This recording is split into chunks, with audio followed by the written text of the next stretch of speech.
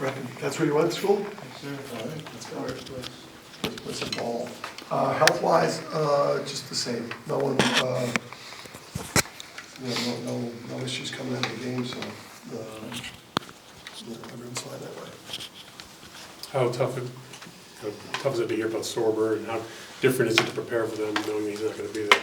Yeah, they're obviously reinventing themselves on the fly, and you're dealing with now 5 out with they're shooting a lot more threes, spacing you out. Eps, Mac, PV. That's a heck of a 3 guys on the perimeter at guard that you've got to deal with. So it creates just they're going to put you in space, and you're going to be having obviously guard the 3-point line, so it's going to be a little bit more unconventional. They've been really scoring it well since he's gone out. Obviously losing a player his caliber hurts. Hurts, but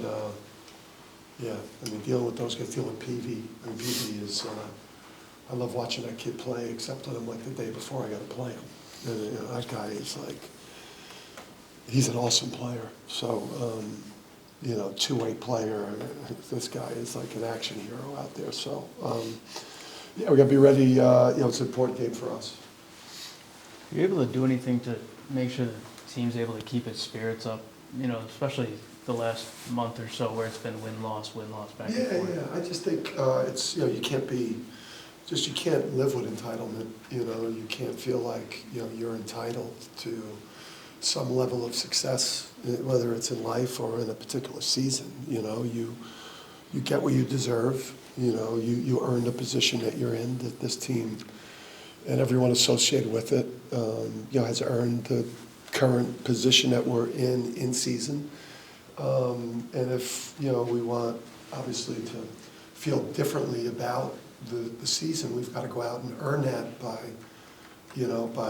doing better, by playing a better level of basketball, by winning more down the stretch, and improving our seed in league, and improving our standing for the NCAA tournament. I think it's the only way that you get sad or down about your situation is if you feel entitled because of the success that we have had the last couple of years.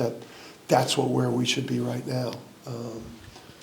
You flip that entitlement switch and then you just focus on what you got to do to be better. What are your impressions of Solo over the last 4 or 5 games? He's struggling to shoot the ball, and he was already having problems playing defensively. Yeah. I was just going through, one of those stretches in such a physical, brutal league like this, which is, these games are so much different. I watch other conference games play, and things seem a lot more open and higher scoring and different things of that nature. So I just think our league it wears on teams, it wears on players, it wears on coaches, the physicality, the intensity of it. The Big East is this league will grind you up, and he's just going through a tough stretch. And then I just think that just the trickle down of just some other areas where this team has proved not to be particularly strong.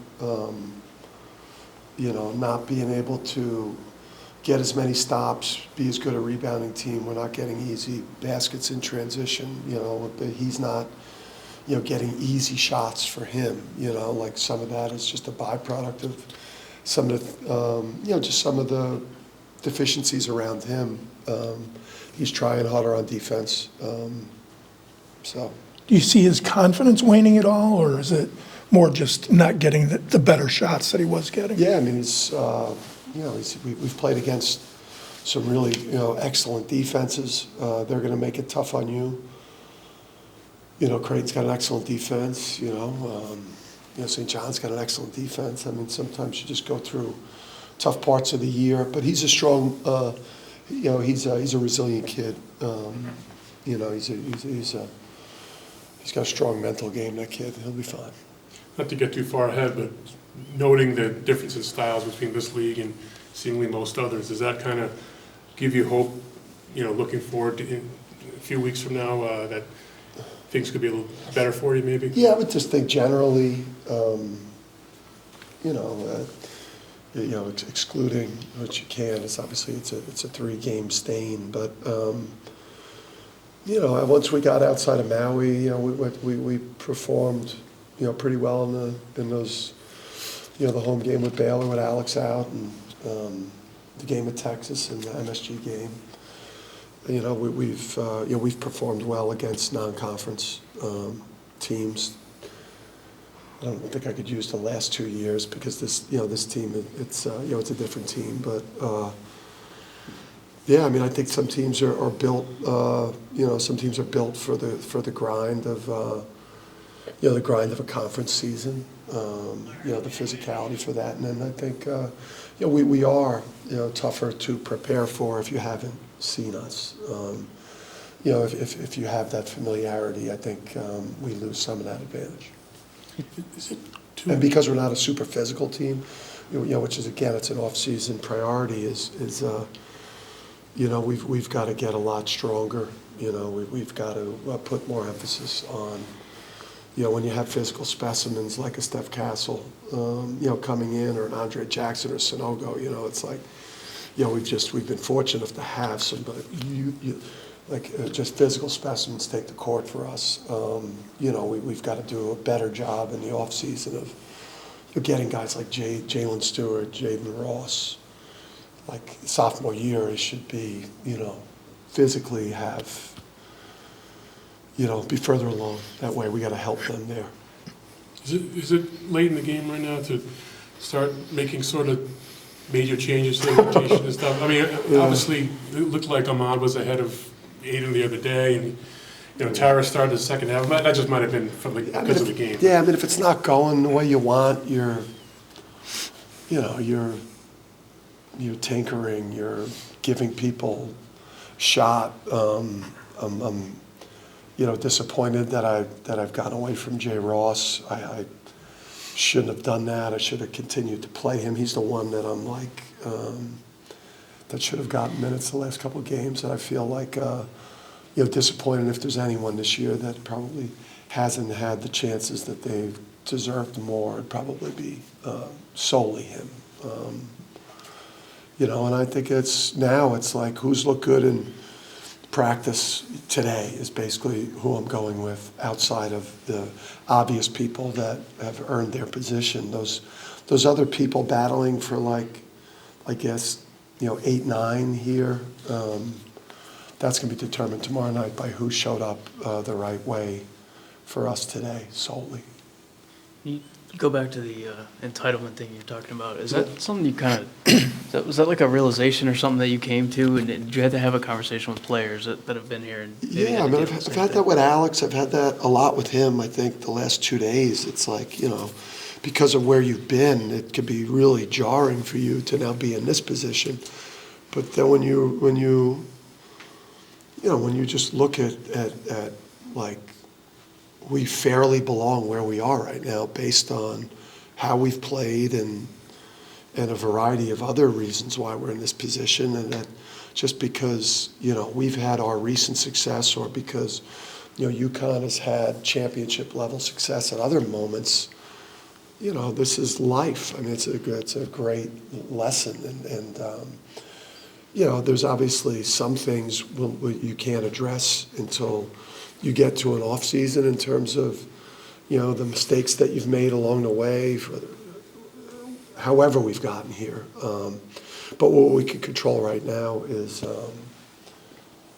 just trying to correct these things that have caused us to be even less successful than we should be to this point. And I mean, I'm sure, Alex is, is in his mind. We've had these conversations. I wanted to wake up on Monday morning at 23-2 and be in the same position that we were last year, and he wanted to wake up averaging 17 or 18 a game, shooting 52% from the field and 45 from 3, and mocking at 12 in the latest mock draft. But we haven't earned those positions, any of us. So, and we're all in it together, because I don't think that, any of us coaches or players feel like right now that any of us are like would walk away if the season ended now and be happy with the year we had. So we are a group of people that are together in this. But no one should be entitled. Our sport now is truly a year by year. You're a new team every year, and it's highly volatile. And but we could still improve our situation. We've got a chance down the stretch with 3 out of 4 games at home to improve our situation, and I'm hopeful about that. To win a tournament of any kind, you got to consistently play well. Do you look at these 4 games and say, now we have to go out and prove we can play 4 good games in a row just to get on a run? Well, yeah, I mean, if you don't go on win streaks during the year, and that's, where we've had confidence the last couple of years with our teams is because we've gone on win streaks during the year quite frequently. And then, because to win a tournament, you've got to win 3 in a row. You've got to win 4 in a row to get to a Final Four. You got to win 6 in a row to win the you got to do all these things in streaks to do that. And win 1, lose 1, win 1, lose 1, win 2, lose 1. Yeah, you can't win a tournament, doing that. You still think this team has that ability to go on it? Absolutely. I think there's a lot of, there are teams that have distanced themselves. There's a lot of teams with 7, 8, 9, 10 losses that are very dangerous teams that could do, that can do some things in March. Obviously, we've got, guard play, consistency, get Sampson and Taris going. Get Solo and AK and Liam going. Get the bench productive, settle on a rotation down the stretch here, and actually, put those guys in position to play well would help. Do you feel like second half, like he had, kind of helped springboard Alex here, kind of going down the stretch? Yeah, his second half, I think, put him in a much better, frame of mind. I mean, he's a. He's one of the most accomplished players to ever play here. So he's wearing where we are at the season and not being in a position, that we want to be in. He wears that.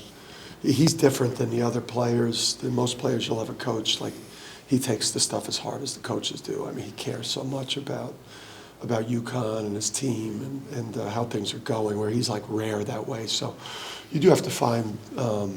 You got to pick him up a lot more than other players because he cares so much more about the team than most other players you'll ever coach. You think he's a little too hard on himself, from your perspective? Yeah, I mean, I think he's hard on himself. He's, it's hard not to be. I mean, me and him are in a unique position that we share when these things go bad.